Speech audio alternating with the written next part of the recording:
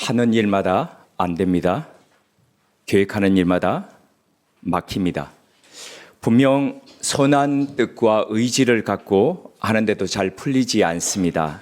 그래서 계속 방향을 바꾸고 수정할 수밖에 없었습니다. 사도 바울 일행의 이야기입니다. 동시에 우리들의 이야기이기도 합니다. 이러한 연속된 막힘과 수정함의 이 결과가 아시아를 넘어 유럽의 관문인 빌립보에 가는 것이었습니다. 그런데 하나님 앞에서의 누군가의 막힘이 누군가의 또 다른 열림이 된다는 사실을 여기서 봅니다. 바울의 막힘이 자주장사 루디아의 열림이 되었습니다.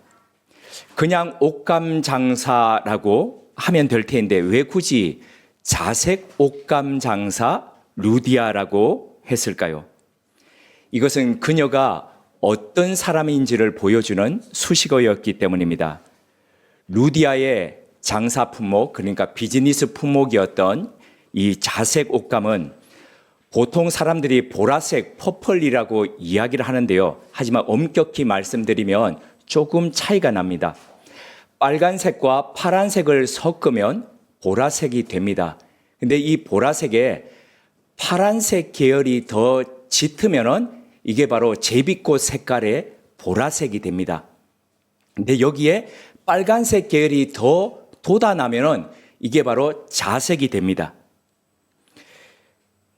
이 자색이라고 하는 퍼플은 이 영어 단어 퍼플이 라틴어에서부터 올 때에 뿌로뿌라라는데 뿌로뿌라 퍼플이 뿌로뿌라에서 왔습니다. 근데 이게 뿌로뿌라라는 게 고등입니다. 조개 같은 고등. 그러니까 이 고등에서부터 뿌로뿌라라는 고등에서부터 안료를 추출해 가지고 했기 때문에 그걸 퍼플이라고 그렇게 불렀던 겁니다. 자주색입니다. 오늘날은 화학 염료를 통해서 여러 가지 색을 조합합니다. 다채롭게 낼 수 있습니다. 청바지 하나만 하더라도 우리는 그냥 블루진, 청바지라고 하지만 색이 얼마나 다양한지 모릅니다. 예전에 봤던 그 영화 악마는 프라다를 입는다는 데 보면은 어떤 색을 가지고 그 색을 무시하니까 그 한 디자이너가 했던 그 말이 나옵니다. 네가 말하는 그 한 색을 내기 위해서 얼마나 많은 과정을 거쳤는지 너는 모르지 라고 했던 것이 생각납니다. 이 자색이라는 것은 고대 시대에 이런 색을 표현하기에 많은 한계가 있었다고 합니다. 구하기도 어려웠고 표현하기도 어려웠습니다. 그래서 소위 특권층이라고 하는 왕족과 귀족 그리고 부유층만이 입을 수 있던 이 색깔이었습니다.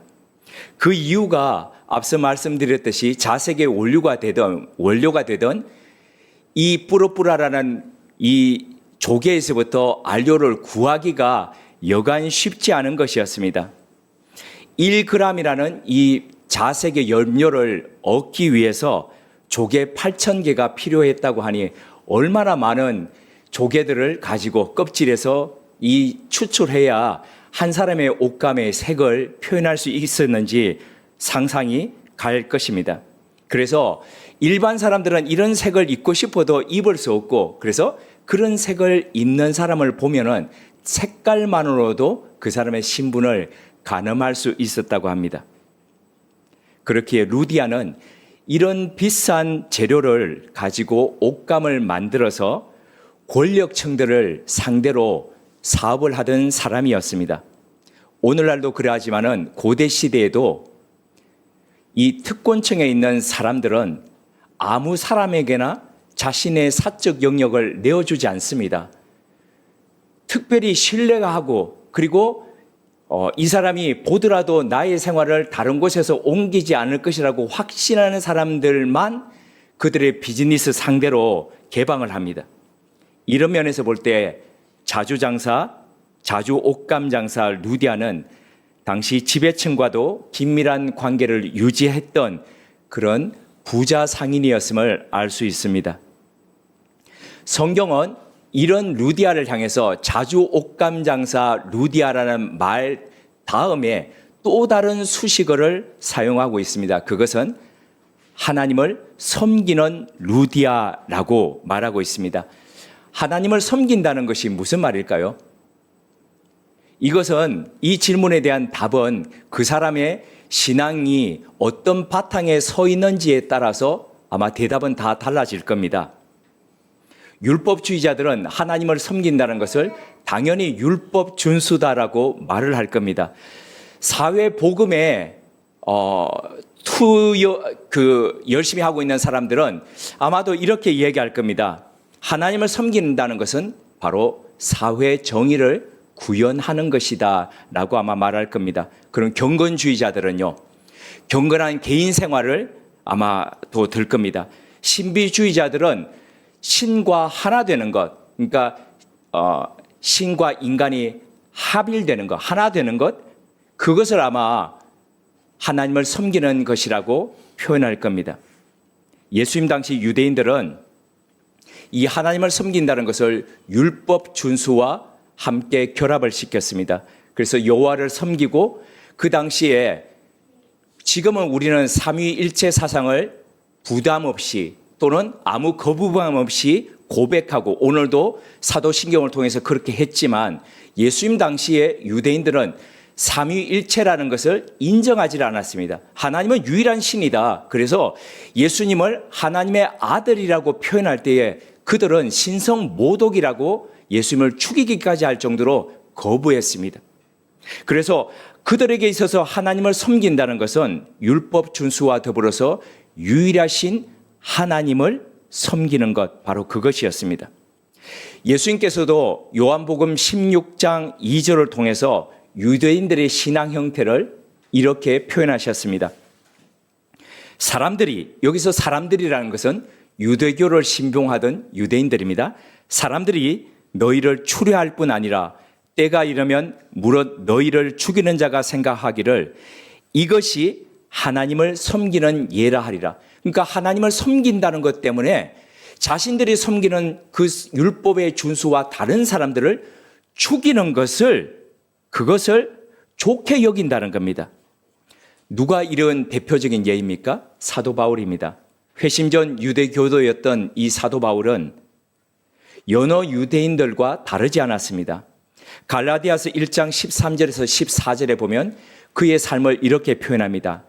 내가 이전에 유대교에 있을 때에 행한 일을 너희가 들었거니와 하나님의 교회를 심히 핍박하여 잔해하고 내가 내 동족 중 여러 영갑자보다 유대교를 지나치게 믿어 내 조상의 유전에 대하여 더욱 열심히 있었으나 이렇듯 사도 바울도 열심으로는 교회를 핍박하고 율법의 의로는 흠이 없는 자로 그렇게 살았습니다. 그렇다면 그리스도인 오늘날 우리에게 있어서 serving God, 하나님을 섬긴다는 것은 어떤 것일까요? 사도 바울은 로마서 1장 9절을 통해서 이렇게 이야기합니다. 내가 아들의 복음을 전하는 일로 충심으로 섬기는 하나님. 그러니까 복음을 섬기는 것, 바로 이것이 하나님을 섬기는 것이라고 이야기하고 있습니다. 여러 바울 서신 가운데 모든 그리스도인들을 그래서 사도 바울은 복음의 일꾼이라고 이렇게 이야기를 하고 있습니다. 이 복음은 천하 만민에게 전파된 바요. 나 바울은 이 복음의 일꾼이 되었노라. 우리 형제 곧 그리스도의 복음의 하나님의 일꾼인 디모데를 너에게 보내노니. 그렇다면 다시 이제 또 질문을 드리겠습니다. 복음을 섬긴다는 것은 그러면 무슨 말일까요? 하나님을 섬긴다는 것이 그리스도인에게 복음을 섬기는 것이라고 하는데 이 복음을 섬기는 것은 그럼 무슨 말일까요? 그것은 하나님의 아들 예수 그리스도가 우리의 죄를 속량하러 대속하려 죽으셨다는 것, 그리고 그분을 믿는 것이 바로 구원을 얻는다는 것, 바로 이것이죠. 그래서 사도 바울이 그리스도인이 된 후에 그의 평생토록 그는 그리스도의 죽으심을 전했습니다. 십자가를 전한 거죠. 그것을 자랑했습니다. 그것이 바로 그의 하나님의 섬김의 표출이었습니다. 물론 하나님을 섬긴다는 것 안에는 오늘 우리가 이렇게 예배 드리는 것, 그리고 예배를 봉사하는 것, 봉헌하는 것, 기도하는 것, 다양한 것들이 다 들어 있습니다. 그래서 이것들이 따로따로 존재하는 것이 아니라 하나님을 섬긴다는 것 안에서 마치 모자이크처럼 하나하나가 조합되어 하나님을 섬기는 것, 복음을 전하는 것, 그 안에 들어있다는 거죠. 한 범주 카테고리 안에 들어있다는 겁니다. 그리고 이런 모자이크처럼 하나님을 섬기는 것을 통해서 우리는 그리스도의 몸인 교회를 섬겨가는 것이죠. 이게 바로 성령 안에서 하나님께 올려드리는 것, 하나님을 섬기는 것, 바로 이것입니다. 그래서 이 외에도 자신의 몸을 산제사로 드린다는 것, 바로 개인 경건주의자들이 이야기하는 것, 이 역시도 하나님을 섬기고 복음을 섬기는 것 안에 같이 들어있다라고 할 수 있겠습니다. 자, 그러면 다시 루디아로 돌아가도록 하겠습니다. 루디아가 하나님을 섬기는 것이라고 이야기할 때 그 섬긴다는 것은 무엇이었을까요?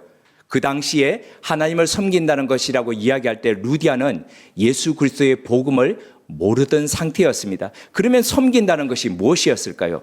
그것은 율법적인 유대인의 배경 속에서 하나님을 섬기는 바로 그런 사람이었다는 겁니다. 이런 루디아가 바울이 전하는 복음을 받아들였습니다. 1월 사도행전 16장 14절 하반절은 이렇게 표현합니다. 주께서 그 마음을 열어 바울의 말을 따르게 하신지라. 사도 바울이 복음을 전할 때에 루디아가 복음을 받아들였습니다. 그런데 그 복음을 받아들이던 강가에는 루디아 말고도 다른 여인들이 함께 있었습니다. 그런데도 그 여인들은 받아들이지 않았는데 루디아만이 그 복음을 받아들였습니다. 그런데 그렇게 받아들인 이유를 성경은 주님께서 그 마음을 열어주셨다라고 표현하고 있습니다. 그녀가 복음을 듣고 있을 때에 성령 하나님께서 마음을 열어주셨다는 것입니다. 복음을 듣는다고 할 때에 그 복음을 주님께서 복음을 열어주셨다, 마음을 열어주셨다라고 한다면은 그래서 예수 그리스도를 나의 구주로 받아들였다고 한다면 그러면 받아들이지 못한 다른 사람들은 어떻게 된 겁니까? 그 사람들의 마음은 주님께서 열어주시지 않았다는 것일까요? 누구는 열어주시고 누구는 열어주시지 않는다라는 것일까요? 루디아가 복음을 믿고 복음을 따르게 되는 곳에는 사실은 그렇게 따르지 못할 요소들이 참 많았습니다. 루디아가 어디 출신이냐면 두아디라 출신입니다. 지금 빌립보에 있는데 빌립보 사람이 아닙니다. 두아디라는 지금의 튀르키예 지역, 그러니까 옛날 터키 지역에 있던 해안 도시였습니다. 그녀는 그곳에서 소아시아 지역에서 있던 사람이었고 지금 이주해 와서 사업차 이주해 와서 유럽 쪽에 지금 살고 있던 사람이었습니다. 이방인이었고 그리고 이방 문화 속에서 살고 있던 사람이었는데 어떻게 유대 신앙을 가지게 되었는지는 말하고 있지 않았습니다. 어쩌면 그녀는 여러 사업을 하는 곳 속에서 여러 신들 속에서 자신을 보호해 줄 수 있는 자신의 사업을 안정적으로 꾸려갈 수 있는 그 신이 바로 해주는 도움을 주는 신이 여호와라고 생각했기 때문에 받아들였는지도 모릅니다. 여하튼 그런 그녀가 마음의 문을 열고 복음을 받아들였는데 그 마음을 문을 열고 받아들인 것 바로 이것이 은혜인데 주님께서 그 은혜를 주셨다는 겁니다. 다시 말씀드리자면은 다른 여인들은 그 강가에 있던 다른 여인들은 그러면 은혜를 받지 못한 것이냐? 여기에 대해서 요한계시록 3장 20절이 다음과 같이 말씀합니다. 볼지어다 내가 문 밖에 서서 두드리노니 누구든지 내 음성을 듣고 문을 열면 내가 그에게로 들어가 그로 더불어 먹고 그는 나로 더불어 먹으리라. 주님께서 문을 두드리실 때에 여는 사람이 있고 열지 않는 사람이 있다는 겁니다.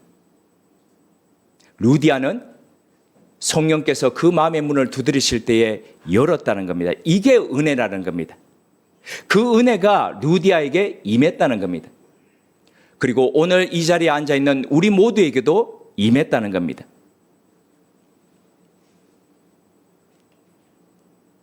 그래서 우리는 오늘도 하나님의 은혜 앞에서 이렇게 기도할 수밖에 없습니다.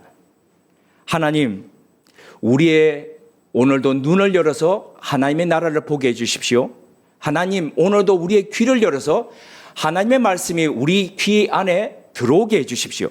하나님, 오늘도 우리의 마음의 문을 열어서 예수 그리스도의 이 복음의 말씀을 전하는 사람이 되게 해 주십시오. 하나님, 오늘도 하나님의 은혜 안에 머물게 해 주십시오.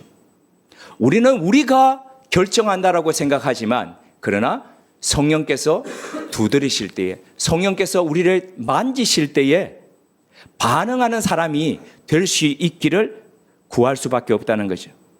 본문 15절에 보면 루디아가 복음을 받아들이고 난 뒤의 행동을 다음과 같이 표현합니다. 그와 그 집이 다 세례를 받고 우리에게 청하여 이르되, 만일 나를 주 믿는 자로 알거든 내 집에 들어와 유하라 하고 강권하여 머물게 하니라.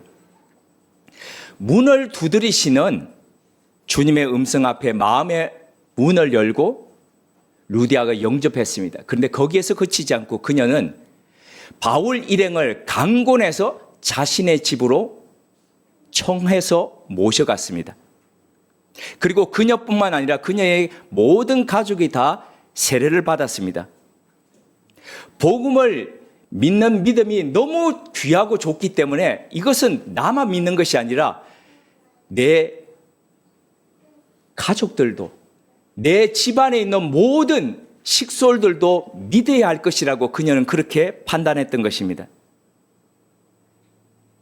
그걸 위해서 바울과 그 일행을 모두를 자신의 집으로 강권해서 모셨습니다. 그냥 집으로 간 것이 아니라 강권해서, 누가 시킨 것이 아니라 강권해서 자신의 집으로 갔다는 겁니다. 그렇게 갔던 그녀의 집은 유럽 복음화를 위한 복음 전파의 전초 기지가 되었습니다. 그 집이 기도 처소가 되었고, 그리고 나중에 우리가 알고 있는 바울 서신 빌립보서가 쓰여지는 빌립보 교회가 되었습니다. 이 일의 시작은 강권함으로 시작되었습니다. 의무적이 아니라 자진해서, 강권해서 헌신했던 그 헌신으로 시작했습니다. 그 헌신의 힘이 복음을 전해지는 바로 원동력이 되었습니다. 이것은 바로 복음에 대한 확신과 가족을 향한 사랑이었습니다. 그리고 또 다른 하나 귀한 것이 바로 바탕되어 있습니다. 그것은 사람을 향한 따뜻한 마음, 환대입니다. 환대라고 하는 hospitality는 관대하고 호의적으로 사람을 대하는 것입니다. 고대 시대 때부터 문학과 철학의 주요한 주제가 되어 왔습니다. 고대 그리스의 철학자들, 그리고 소설뿐만 아니라 톨스토이와 그리고 여러 작가들의 작품 속에 깊이 밑바탕에 있는 것이 바로 이 hospitality, 환대입니다. 그런데 오늘날에 이르러서는 이 환대는 호텔, 관광, 그리고 요식업에만 한정이 되어 있습니다. 원래 환대는 인류를 향한 하나님의 성품, 하나님의 마음이 바로 환대입니다. 노아 가정을 향해서 하나님은 이렇게 이야기합니다. 노아는 하나님께 은혜를 입었더라. 바로 그것이 환대입니다. 다 쓸려갈 수밖에 없음에도 불구하고 노아의 그 가족들과 동물들과 그리고 세상을 향한 하나님의 환대가 그 다음 인류를 이어가게 하셨습니다.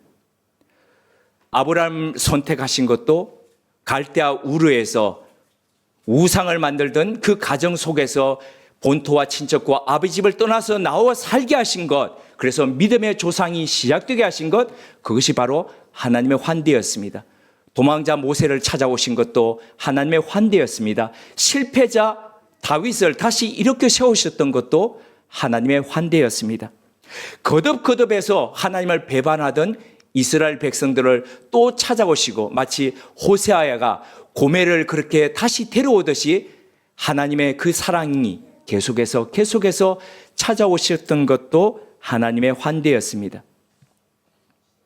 하나님의 환대를 받은 백성에게 하나님은 고아와 과부와 그리고 나그네를 그런 마음으로 환대하라고 하셨습니다. 그렇기에 환대는 하나님의 성품이자 하나님의 명령입니다. 복음서에는 이런 사람을 향한 하나님의 환대뿐만 아니라 예수 그리스도의 환대로 가득 차 있습니다. 버림받았던 여성들과 환우들 그리고 소외된 이방인을 향한 예수 그리스도의 환대로 가득 차 있습니다. 특히 선한 사마리아인 비유를 보시면 그 사마리아인의 비유가 어떻게 시작되었습니까? 내가 어떻게 하여야 구원을 얻겠습니까? 구원의 문제로 시작되었습니다. 그런데 예수 그리스도는 그런 질문을 해오는 율법사를 향해서 어떤 결론으로 그 비유를 마치셨습니까? 너도 가서 이와 같이 하라. 그러니까 환대가 구원과 연결된다는 겁니다. 그 환대를 통해서 구원을 얻고 그 환대는 나 혼자만이 아니라 이웃과의 관계 속에서 이루어질 수 있는 것이라고 말씀하셨습니다. 탕자의 비유 가운데 아버지는 바로 아버지의 환대는 아들을 다시 살리는 것이었습니다. 아들을 다시 태어나게 하는 것이었습니다. 렘브란트의 그림에서 묵상하듯이 그 아들은 완전히 머리가 깎인 채로 표현되어 있습니다. 머리가 깎여서 아버지 품속에 있는 것은 바로 아버지의 품속에서 다시 태어나는 신생아 같은 모습을 렘브란트는 그렇게 표현했던 것이죠. 자신을 팔아서 넘길 생각을 하고 있던 가룟 유다를 향해서 성만찬을 베푸셨던 것, 바로 그것은 예수 그리스도의 환대였습니다. 그리고 이런 환대의 절정이 바로 갈보리 산 위에서 예수 그리스도의 십자가입니다. 이웃을 향한 환대를 넘어서 원수를 향한, 자신을 못 박는 그 사람들을 향해서 저들의 죄를 저들에게 돌리지 마옵소서 하는 바로 그 예수 그리스도의 환대였습니다. 지난주 월요일 점심시간이 좀 지나고 난 뒤에 갑자기 꿈빠니 매장이 웅성웅성거리기 시작했습니다.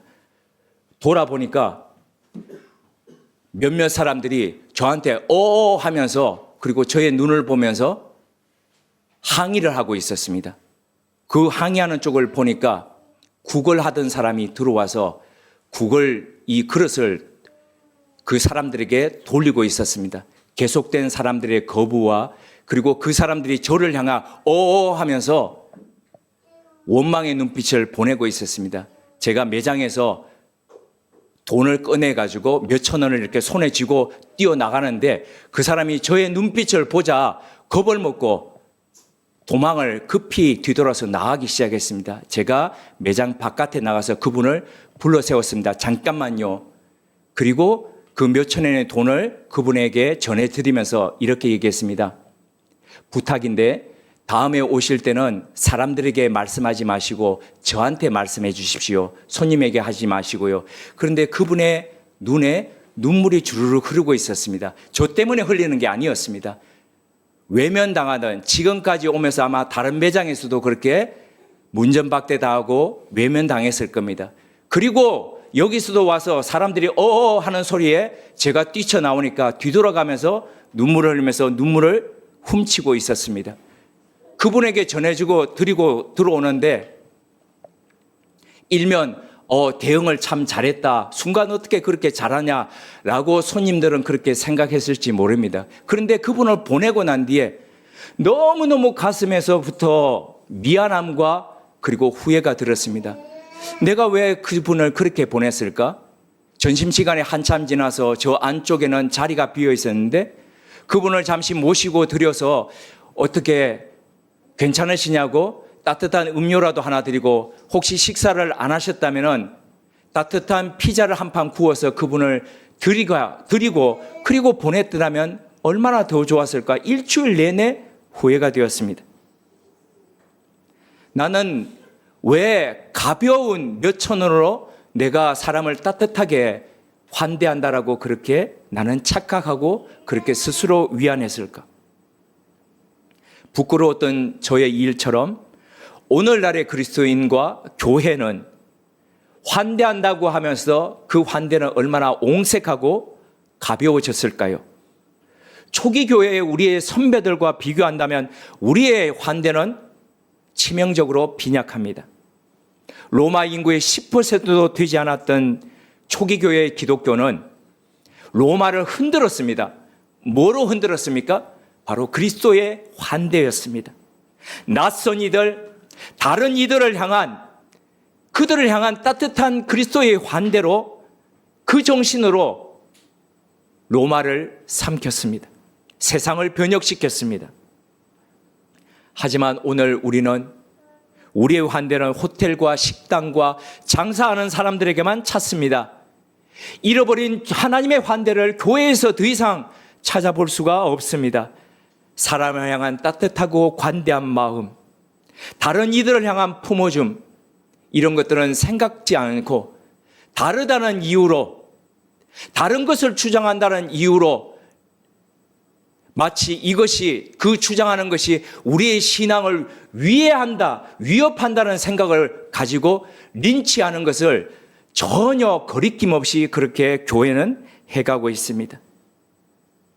환대가, 그리스도를 닮은 이 환대가 이방인을 향한, 고아와 과부와 나그네를 향한, 다른 이들을 향한 이 환대가 우리의 교회와 가정과 그리고 우리의 일터, 우리의 삶 가운데 편만하기를 기원드립니다. 왜곡된 환대가 아니라 하나님의 마음과 성품이 녹아있는 아름답고도 고급진 그 환대가 우리 가운데 편만하기를 주님의 이름으로 기원드립니다. 함께 기도드리겠습니다. 하나님,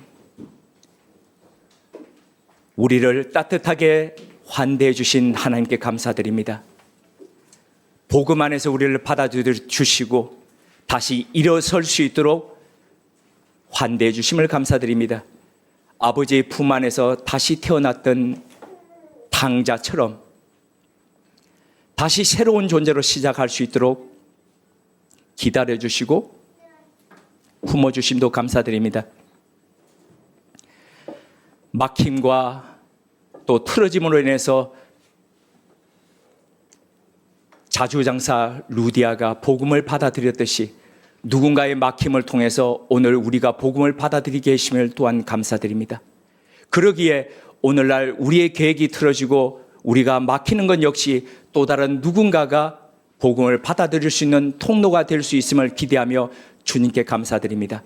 주님, 우리에게 함께 하셔서 주님을 닮은 이 따뜻한 환대가 우리 안에, 우리 교회 안에, 우리 사회 안에 편만하게 되기를 소망합니다.